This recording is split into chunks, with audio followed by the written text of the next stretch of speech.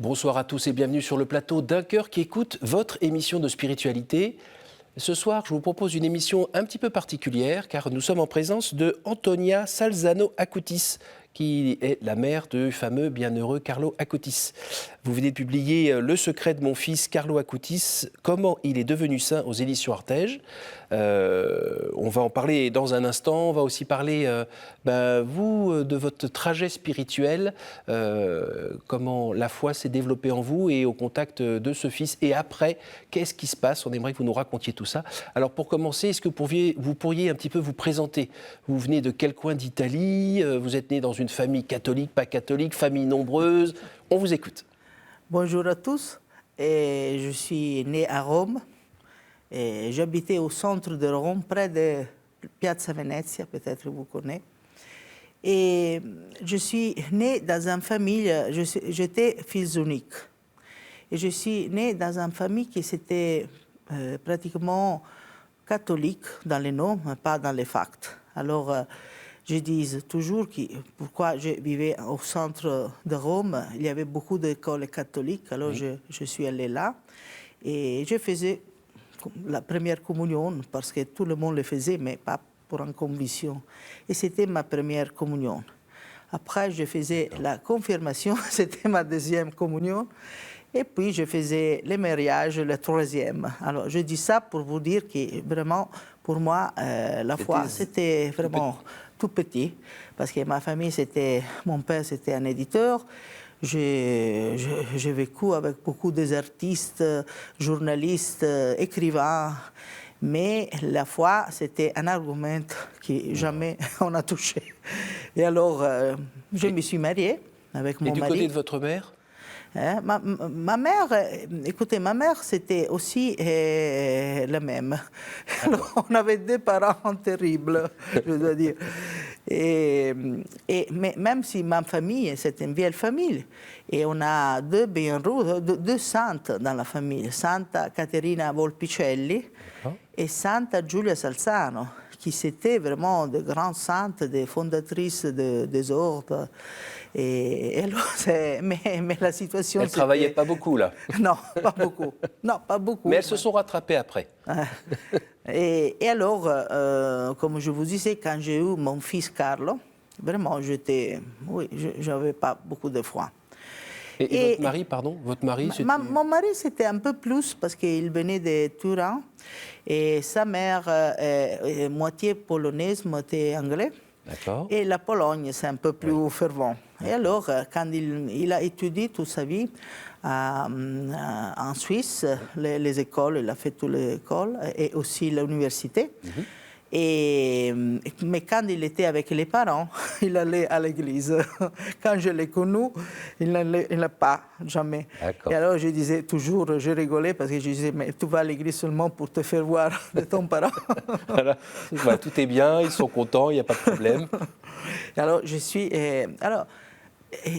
Carlo est né à Londres parce qu'on était à Londres pour une période, mon mari travaillait là. Moi, j'avais étudié un peu à Londres aussi. Et quand il est né le 3 mai de 1991. D'accord.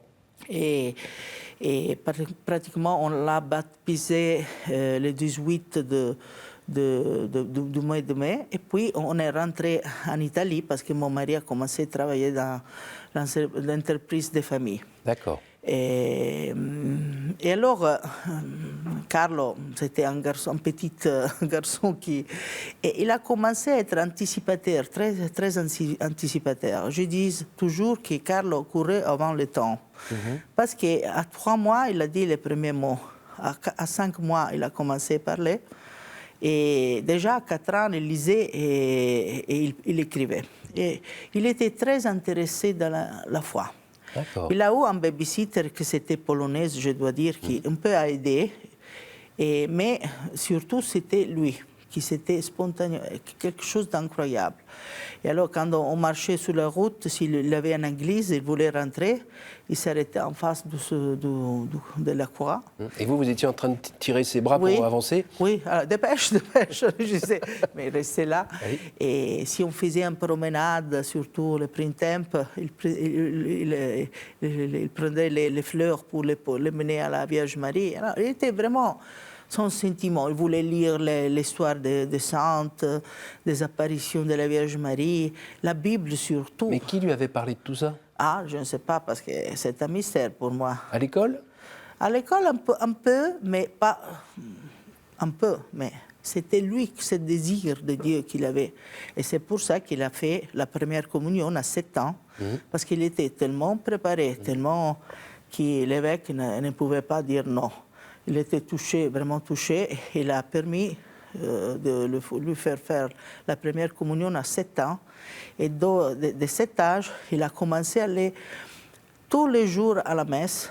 Et tous les jours, il faisait l'adoration eucharistique ou avant ou après la messe. Waouh! Et vous le laissiez y aller tout seul ou vous les étiez obligé d'accompagner? Non, je l'accompagnais et c'est pour ça que j'ai commencé à faire mon travail. Poser 2-3 petites questions. Qu'est-ce qu'il va voir? Qui va chercher? Qu'est-ce qui se passe en fait? Non, j'étais très... Mais écoutez, on avait déjà commencé à faire un chemin de foi parce que ce qui s'est passé, c'est que quand Karl avait presque 4 ans et demi, mon père est mort, improvisement. Il avait une attaque du cœur.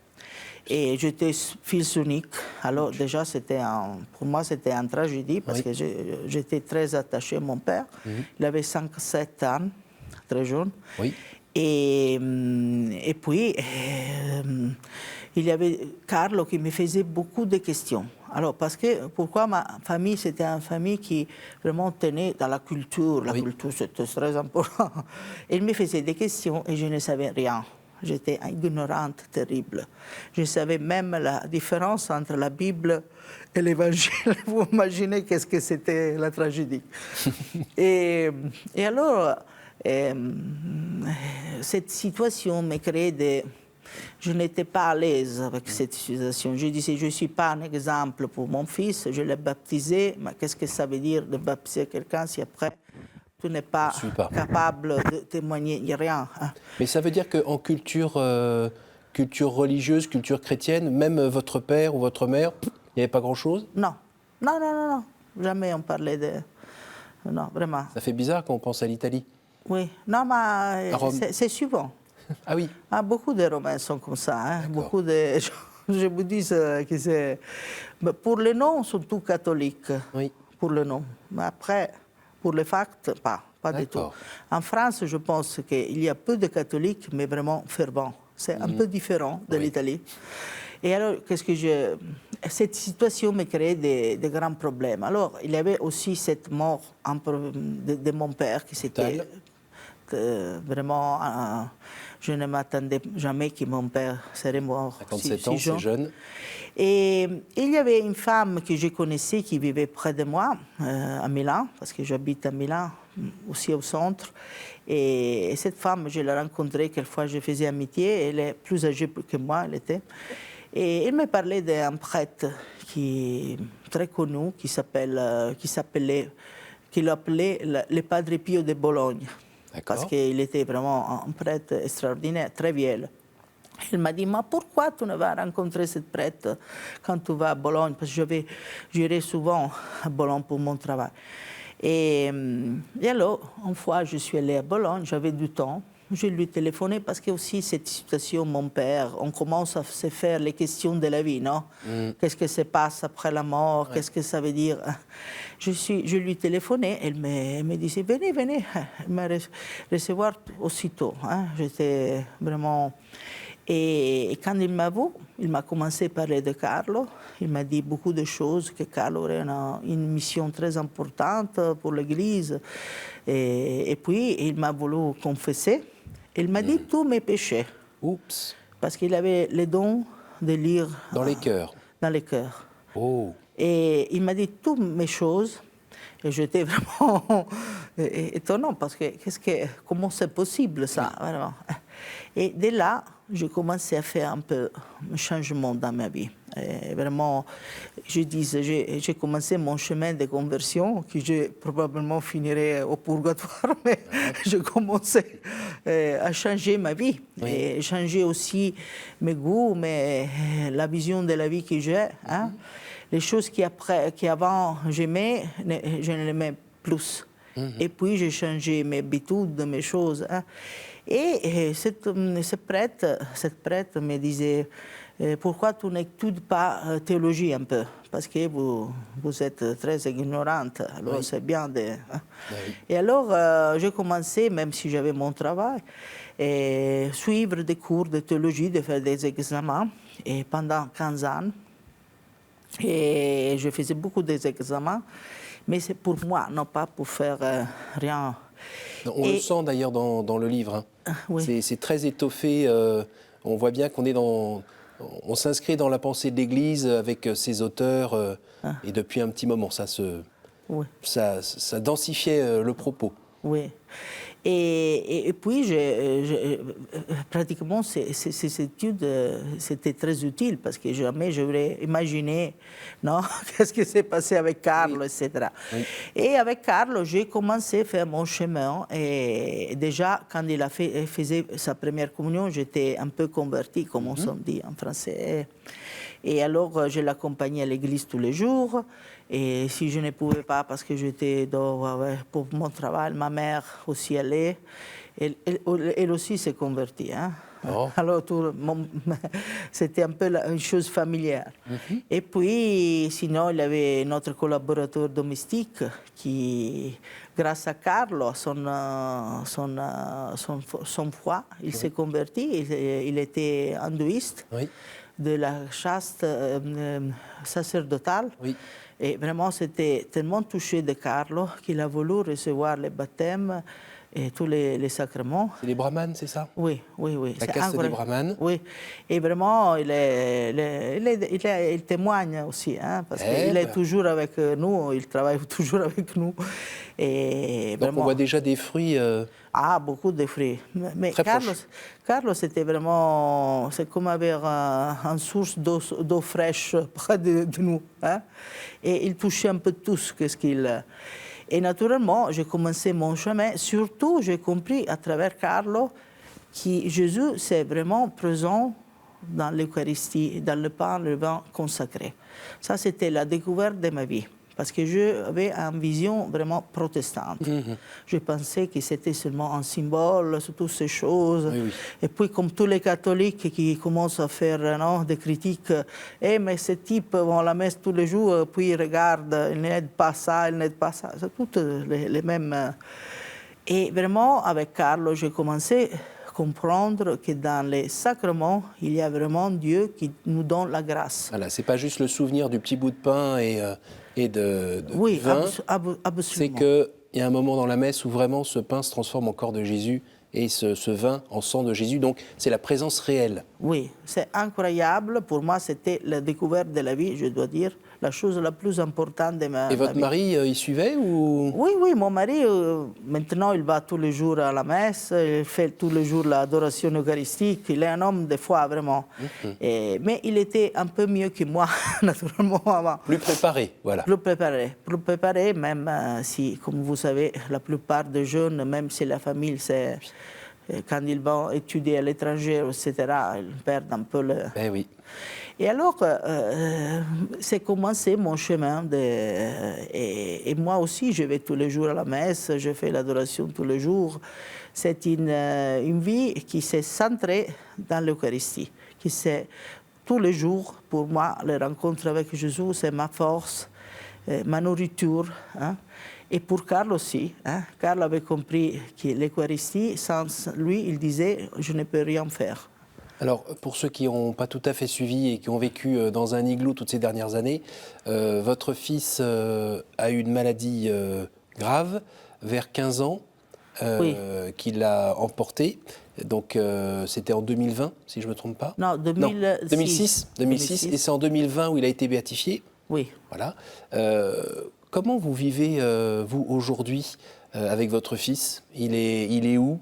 Vous êtes encore avec lui, qu'est-ce qui se passe? Bah, écoutez, le quand Carlo a été béatifié, il a eu une diffusion mondiale. Nous avons vraiment par tout le monde, chaque 2 jours, je reçois une nouvelle d'une grâce, un miracle possible, hein? Guérison, de conversion. Vraiment, c'est incroyable.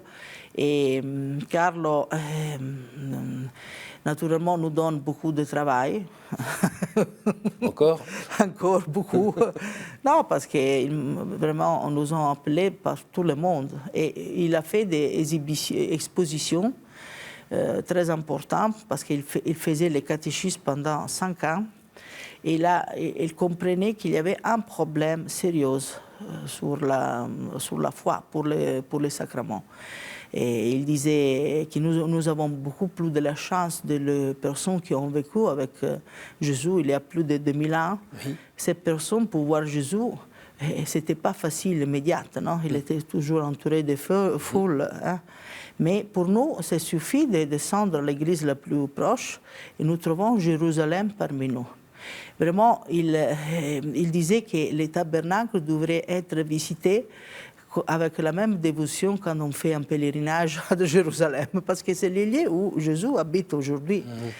Et il disait, je vais des foules en face d'un concert ou en face d'un football match, mais je ne vois pas ces foules en face de l'Eucharistie. Alors que c'est là que ça se passe, en fait.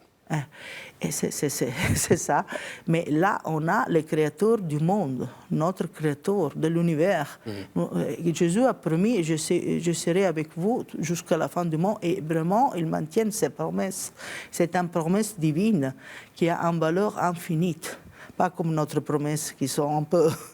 Et alors, vraiment, ces choses, c'est incroyable. Et alors, pour aider les gens, il a pensé de faire cette exposition sur les miracles eucharistiques. Oui. Parce que Jésus... Avec PowerPoint ou je ne sais pas quoi, c'est ça? Il a fait... Oui, tous. Parce qu'il était un génie de computer, je dois dire ça. Et il était à 9 ans. Il utilisait tous les programmes, l'algorithme, il faisait des programmes statistiques. D'accord. Il faisait des programmes avec C++, Java, Ubuntu, toutes ces choses incroyables. Et puis, il était aussi très doué pour utiliser les programmes déjà faits, même s'il n'avait personne qui l'avait enseigné. Et... Ça, c'était déjà un miracle dans votre famille? Ah oui, mais c'était un miracle. Même si, dans la part de mon mari, on a un très connu scientiste mathématique qui s'appelle Ruffini. La règle de Ruffini, c'est très connu. Hein. Et alors, je disais peut-être que c'est une chose de la famille. Non? Mais vraiment, c'était extraordinaire cette don qu'il avait pour les computers. Mais qu'est-ce qu'il a fait? Il a utilisé pour évangéliser, non? Pour annoncer la bonne nouvelle. Pas pour soi-même, pour aller à la télévision dire que je suis... ou pour faire gagner d'argent. Hein? Oui. C'est pour évangéliser. Et alors, il a fait cette exposition sur les miracles eucharistiques, et vous savez, sont très importants parce que ce sont des signes que l'Église a prouvés pendant les siècles, où l'hostie se transforme en chair, où le vin se transforme en sang, où il y a des apparitions ou des choses incroyables. Vous avez aussi des saintes comme Marthe Robin qui a vécu sur le monde de l'Eucharistie pendant 54 ans. Et aussi à Lourdes, beaucoup de miracles qui passent sont pendant la procession de le Saint-Sacrement. Et alors, il a fait cette exposition qui sont des panneaux qui peuvent être imprimés et qui vont dans tout le monde. Oui. Je dis seulement pour les États-Unis, plus de 10 000 paroisses ont eu l'exposition. Je l'ai vu en France à Paray-le-Monial. Oui, mais il y a vraiment partout. Il y a aussi la Chine, le Japon, l'Indie, l'Afrique, l'Australie, toute l'Amérique latine. C'est vraiment incroyable. Et pendant cette exposition, on a eu beaucoup de miracles aussi, de conversions, de guérisons aussi. Hein. Et alors, il a fait ça parce qu'il y avait l'an de l'Eucharistie, dans le 2005. Oui. Que Saint Jean-Paul II a fait avant de mourir. Il disait, Carlo, que c'est son cadeau pour l'Église. Hein? Et c'est le cœur de son témoignage, en fait? Oui, absolument. C'est le cas de le dire. On arrive déjà à la fin de cette émission, ça va vraiment trop vite. Est-ce que vous pourriez me dire un nombre entre 1 et 10, s'il vous plaît? 7. 7.